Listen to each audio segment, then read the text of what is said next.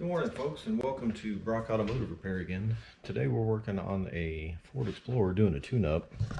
Forget exactly what year this thing is. I believe. Forget exactly what year this thing is. It is a 2007. Guy used this thing as a work vehicle. Not real hard to get to the spark plugs on this thing. We're doing a tune-up on it today. It's got a bad misfire. Looks like somebody's already been in here and spent quite a bit of time here, it looks like. Poor fellow must have been having a rough time working on it. This thing ain't been tuned up in forever. The owner has no idea when the last time it was tuned up was. It's got over 200,000 miles on it, so we may be in for a rough day. We'll see. Hood shocks don't work, so we've got the hood prop on it. Alright, we're getting ready to get started on this thing. The 5.4, 4.6, and even the 6.8 that have 3 valves per cylinder, like this one does, I believe that started about 2006, give or take. They have a real tendency of breaking off the spark plugs. The whole plug doesn't break. What happens is, this is a replacement plug that's made a little differently to hopefully avoid the breaking off part. But the factory plugs and some replacements will break right here where I'm pointing. So this part will come out with the socket, just like removing a regular spark plug. From here down, stays in the cylinder head. And then there's a special tool that you run down in here and pull that part out of the head. Then you can put the new spark plug in. Sometimes it leaves the porcelain in this part. Sometimes the porcelain will come out with the plug. So hopefully we don't have to cross that bridge today, but I imagine we will. Like I said, these are replacement plugs that supposedly have this problem addressed. So we'll get started and we'll see. Alright, like I said, this thing was missing pretty badly when I brought it in. So before I get anything taken apart too far, I'm going to go ahead and check for codes, see what kind of codes it had in it, just that way we can kind of compare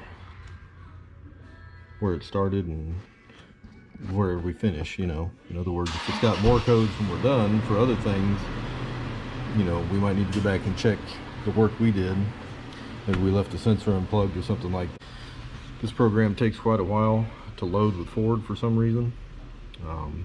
Foreign stuff, Honda, Toyota, Kia, all that kind of stuff, it does pretty good. GM's not bad. Dodge asked 2 million questions. Ford seems to take quite a while to load for some reason. So as soon as this gets loaded, I'll be back. Alright, so we're scanning all the modules here. We're only working on the engine, but we're scanning all the modules just to see. Look at that. 19 in the powertrain control module. That's a lot of issues. Once this list gets booted up, we'll be back and see what we've got. Alright, so we've got lots of engine codes, lots of O2 sensor codes, system to lean, fuel rail pressure, random misfire, cylinders 1, 3, and 7 misfires, cam position sensors. So when we see all these kind of codes, you don't really know what you're working with. In other words, these all may be issues. They may be related, you know, as far as these cigarette butts laying up here. Somebody spent quite a bit of time standing here with the hood up. Maybe they're plugging and unplugging stuff, trying to see, does this fix it? Does it run better this way? You know, so some of those codes could have been set with the key on. Somebody unplugged something out here. Now you've got a circuit code for, you know, a certain whatever they unplugged. So like I said, I like to see what's there to begin with before I start the job. We'll probably clear everything once we get done with the tune-up, take it for another drive, and kind of see what comes back. We put a new throttle body on this truck several months ago now. So something else you want to do on these, before you pull out the coils or the spark plug, you want to take a blowgun and blow compressed air all down through here around the coils, on the top of the engine, around the valve cover, anywhere where you're going to be working. That way when you pull these coils up out of here and the spark plug up out, you don't have to worry about any debris or walnuts or whatever else might be laying up here falling down in the spark plug hole. All right, we're making progress here. I've got the first 4 plugs out. So far so good, nothing broke. Everything came out pretty easy. You can see the gap here. Hopefully you can see the gap here. They all look pretty good. No big surprises, nothing really old, wore out. Here's a new plug to kind of compare. I don't know how well you can see the gap on that one. But these old plugs ain't that bad. This was cylinder 1. All the stuff that's on it is penetrant I put down in the hole. This particular plug was pretty snug all the way out, squeaking, so I put some penetrating oil down in the spark plug hole to let it soak for a few minutes, help it come out a little bit. These all look dry and rusty, but these 3 came out pretty easy. Got the coils laying in order. 5, 6, 7, and 8. Ford and Chevy are numbered different, so I had Chevy on the mind there at first, but these are all the driver's side bank from front to rear. I like to put them back in the same hole they come out of, just that way the codes that we pulled earlier will know if they're still on the same cylinder or not. New spark plugs getting ready to go in. I will put a little bit of anti-seize on the threads and down here. You don't need much. Usually I'll put a little blob on there with the brush and then smear it into the threads with my fingers and smear it around these electrodes. As I said, these are the new style plugs. These are made to correct the breaking plug problem. So between that and the anti-seize, if somebody takes these plugs out again in the future, they shouldn't have any trouble at all. In order to get the penetrating oil that I sprayed down in cylinder 1 out, what I did is after I had all 4 of these plugs out, I cranked the engine over to spit whatever's in the cylinder out. It actually started, believe it or not, running on just the 4 cylinders on the passenger side bank, because obviously these are all taken apart over here. But it actually started. Good white cloud of penetrating oil come blowing out of the first cylinder here on the driver's side, which is actually number 5. So we'll get putting these plugs back in, put the coils back on, move on to the other side. Okay, so I mentioned a moment ago about putting anti-seize on these. I'll show you how I do it. As you probably know, or if you don't know, a little bit of anti-seize will go a really long way. So I ordered these brushes on Amazon. Where are we at here? There we are. I ordered these little brushes, acid brushes, on Amazon. I think I got a bag of like 50 of them for like $2. It was a crazy amount and they last forever. So I'll put about that much right there, just starting off, and then just kind of rub my brush across the rest of them, because when we start spreading this out, we're going to have plenty of anti-seize.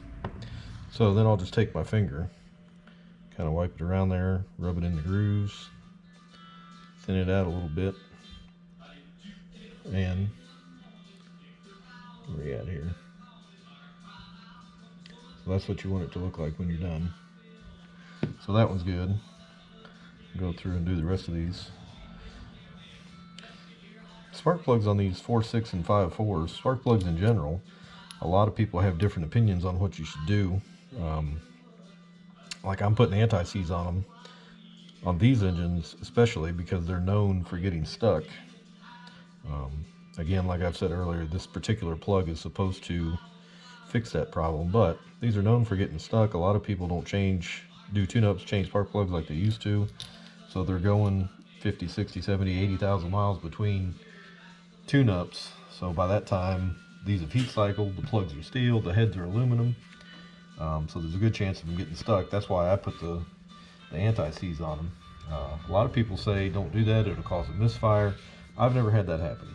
I mean, I guess if you really slathered it up and put just 30 times too much on it, maybe. But if you put a thin coat like I just did, I've never had a problem with it. So I'd like to hear people's opinions on what you think of that. If you use anti-seize, if you use something else, go down in the comments and let me know. So as I said a moment ago, we've got the driver's side all put back together. After I put this side together with the new plugs, I went ahead and started it just to see how it ran. Ran good, sounded pretty smooth really. No misfires that I could hear. I've got this side tore apart, or the coils out of it anyway. I have not taken the plugs out yet. I wanted to show you down in this cylinder here. I don't know if we can see it or not down in there. But I talked earlier about blowing all the debris off. Let's see if I can get you in there. If you look down in that spark plug hole, you'll see a lot of dirt and debris that's fallen down in there just from taking the coil out. Now I blew all this off earlier with the coils in place, but you can still see what's blown down in there, or fell down in there just from taking the coil out. So I'll blow it off once before the coils come out, blow it off again after the coils come out to prevent all that stuff right there from falling down into the cylinder. Okay, so we've got the passenger side apart now. These are the 4 that came out of the passenger side, 1, 2, 3, and 4 cylinder wise. No big surprises. Everything looks the same as the driver's side did. Normal amount of wear.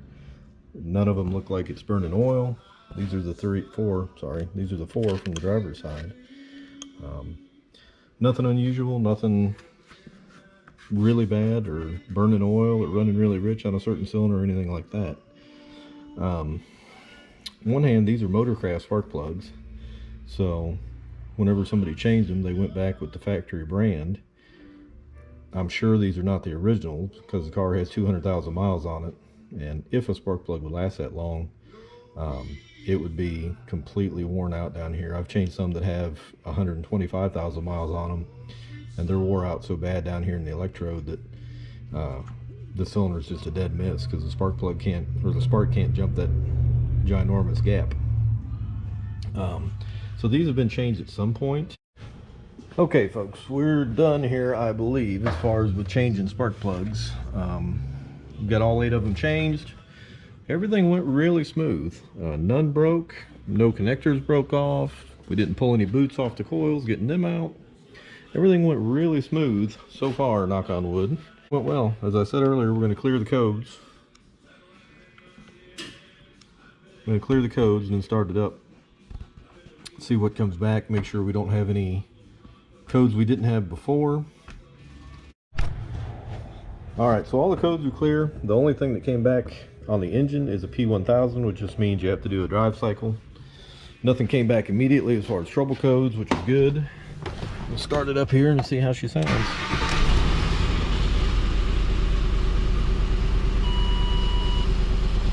I mean, it's kind of rattly, but not from the spark plugs. Seems to be running a lot smoother than it was earlier when I pulled it in. It had a dead miss in it earlier. We can go over here and check and see what our fuel trims are right now from running with the old plugs. That might be something we can reset before we take it on a test drive, if they're pretty far out anyway. Magnetic trays, if you don't have one, they are super handy. Tray's made out of, or it has a big magnet on the bottom. You can just stick it wherever where you're working, lay your tools in it or bolts or whatever. Pretty strong magnet too. Well, that was uncalled for. But like I was saying, pretty strong magnet. You know, it's holding that ratchet in there pretty good. I like to use them for bolts, like taking these coils out, taking all those little bolts out. You can throw them up here in this tray. You don't have stuff laying all over the engine bay, falling, you can't find it, all that kind of thing. Okay, so it's been running here for a little while. The mist is gone, but the engine's still running a little rough. Looking at some data here, our fuel trims are through the roof. Long term and short term are both high for both banks. Our oxygen sensors look like they're switching okay, which is good, but these high fuel trim readings are bad. You want somewhere between -10 and +10. As long as it's in that area, you're generally okay. You want it as close to 0 as you can get it, but -10 to +10 is a okay range. So these here that are 20, 24, 25, those are really high, and that means that it's adding fuel. It's seeing a lean condition and the computer is commanding more fuel to make up for the lean condition. If it's a negative number, then that means the oxygen sensors are showing too much fuel and the computer is taking away fuel. So negative is minus fuel, positive numbers are plus fuel. Alright everyone, as you can probably tell, it's much later in the day now. We got busy there. I didn't have a chance to record the rest of the Explorer video. The only thing you missed was we took it for a drive. Still had a misfire after the truck would get warm. When it was cold, like right after we put the plugs in and started it up, no misfire. After you drove it for a minute, everything got warmed up and the electronics got some heat in them. It started with a misfire on cylinder number 3. If you remember back at the beginning of the video, when we initially pulled the codes before we started work, it showed previous misfires on cylinders 1, 3, and 7. After our test drive, the only thing that came back was cylinder number 3. We tested the coil, and it turns out the ignition coil was bad. Pretty common on Fords. They just go bad over time. Heat and vibration and what have you, they go bad eventually.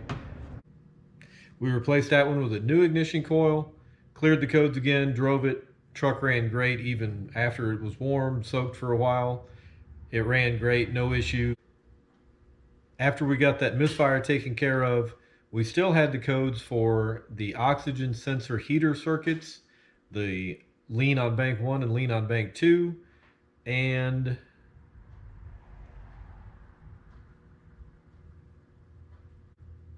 the customer was not concerned about those.